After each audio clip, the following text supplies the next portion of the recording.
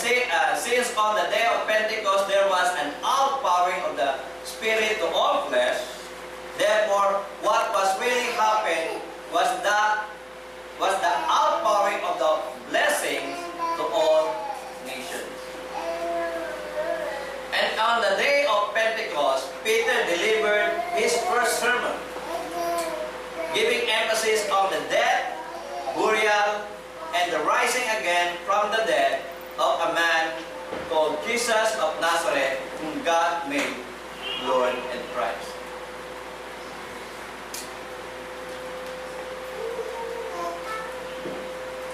In Matthew chapter 16, verse 15, Jesus asked his disciples, "But who say that I am?" And Peter answered, "You are the Christ, the Son of the living God." Jesus answered and said, "Upon this rock, I will build my church." Pansinin po natin yung conversation ni Peter at ang ating Panginoong Jesucristo. Okay? Nung sabihin ng ating Peter, "You are the Christ, the Son of the living God." So, binibigyan ng emphasis ni Peter, "Jesus, you are the Christ." And when Peter said, "You are the Christ," Jesus answered, "I will build my church." Okay? Kung ano man yung sinabi ni Peter, na siya ay Christ, yun po yung magbibigay ng ng kadahilanan sa ating Panginoon Kristo to build His church. Therefore, kung a-analyze po natin, kung sino mo po yung gagawa ng iglesia o magbibuild ng iglesia, he must be someone who is the Christ.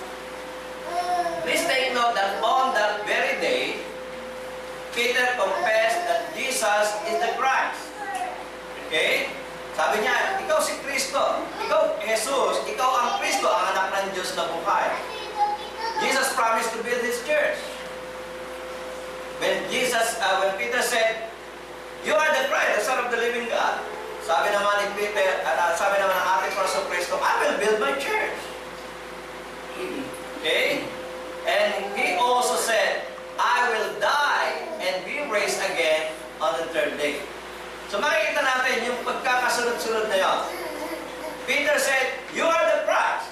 Jesus said, "I will build my church." Then He said, "I will die and raise again on the third day." So there will be no church that is built without the one going into death, burial, and resurrection.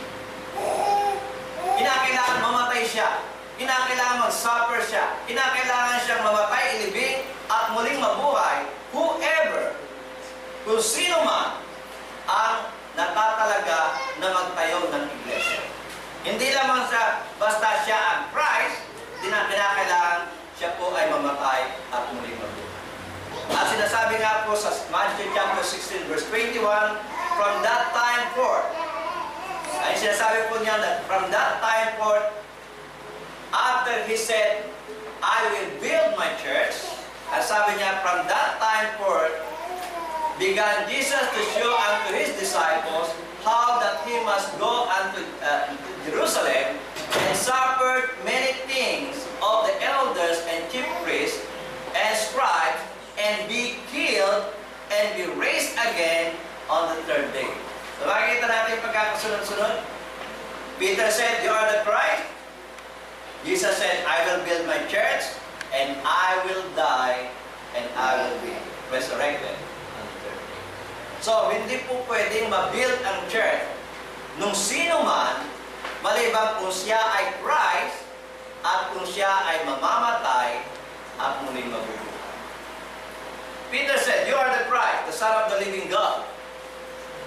Nathanael said, "Rabbi, thou art the Son of God.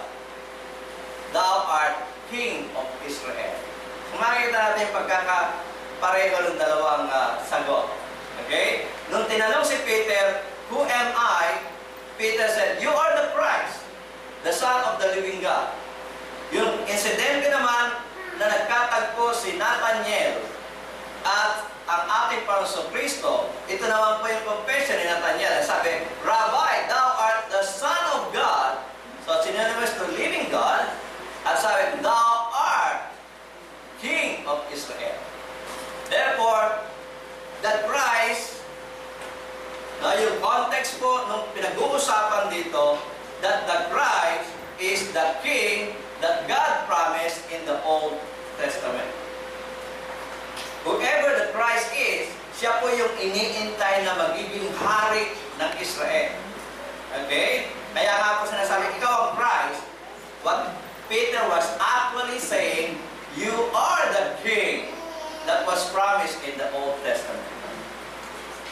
And when Peter said that Jesus is the Christ, Peter was actually saying Jesus is the King. And since He is the King, He has to build a house or a church for the Lord